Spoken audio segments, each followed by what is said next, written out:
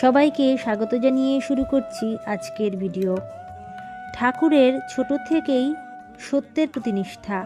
তার যখন উপনয়ন হচ্ছিল, মানে পৈতে হচ্ছিল, তখন তিনি বলে বসলেন ধনী কামারনি ভিক্ষে মা হবেন, তার কাছ থেকে ভিক্ষে নেবেন তিনি। তাকে খুব স্নেহ করতেন ধনী কামারনি। ধনী কামারনি বলেছিলেন, গদাই তোমার যখন পৈতে হবে আমাকে ভিক্ষে মা করো। তিনি কথা দিয়েছিলেন তাকে। ব্রাহ্মণ সন্তান তিনি, পিতা অশূদ্রজাজি, শূদ্রের হাত থেকে কোনো দান নেন না। আর তিনি এই কথা বলে বসলেন। সবাই এসে নানাভাবে বোঝালেন এ হয় না, হতে পারে না, কিন্তু গদাই শুনবেন না। তিনি একটা ঘরে ঢুকে দরজা বন্ধ করে দিলেন।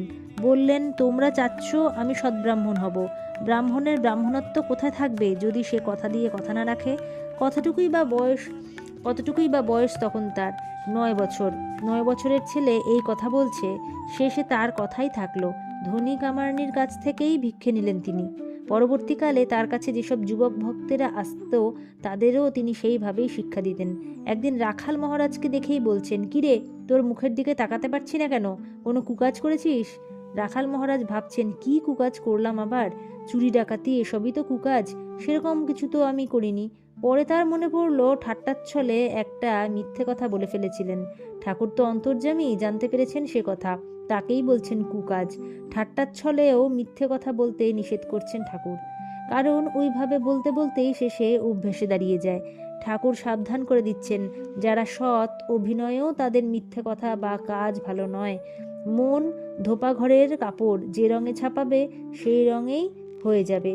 মিথ্যেতে অনেকক্ষণ ফেলে রাখলে মিথ্যের রং ধরে যাবে।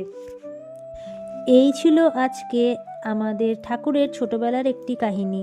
পরবর্তী ভিডিওতে আবার নতুন কোনো কাহিনী শোনার অগ্রিম আমন্ত্রণ জানিয়ে আজকের মতো ভিডিও শেষ করছি। সবাই বলুন জয় শ্রী ঠাকুরের জয়, জয় শ্রী মায়ের জয়, জয় স্বামীজির জয়।